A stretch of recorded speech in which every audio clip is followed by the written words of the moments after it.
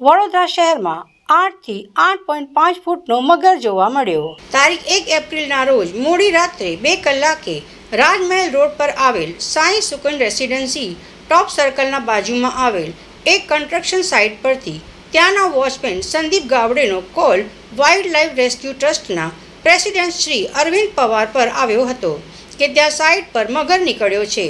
તો તરત જ વાઇલ્ડ લાઇફ રેસ્ક્યુ ટ્રસ્ટના વાઇસ પ્રેસિડેન્ટ શ્રી તુષાર ઉત્તેકર અને ટીમે સ્થળ પર જઈને જોયું તો 8થી 8.5 ફૂટનો મગર જોવા મળેલ। હમણાં રાતના 2:30 વાગ્યા અહીંયા સાઈ સુકન કાશેશનાથ મંદિર પાસે બાજુમાં તળાવ આવેલું છે, એમાં કન્સ્ટ્રક્શન સાઇટ ચાલી રહી છે।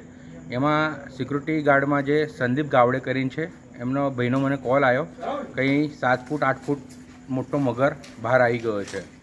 તો અમને જાણ થતાં જ અમારી બધી ટીમ ત્યાં સ્થળ પર પહોંચી ગઈ અને સ્થળ પર પહોંચીને મગરને રેસ્ક્યુ કરી લીધો છે અને સહી સલામત ફોરેસ્ટ ડિપાર્ટમેન્ટને સોંપી દીધેલું છે। આશરે કેટલા ફૂટનો મગર? આ આશરે 8 થી 9 ફૂટનો મગર છે, જે કદાચ આ તળાવમાં કન્સ્ટ્રક્શન કામ ચાલી રહ્યું છે, પાણી બહુ ઓછું થઈ ગયું છે, પાણીના અભાવે બધા મગરો બહાર આવી રહ્યા છે।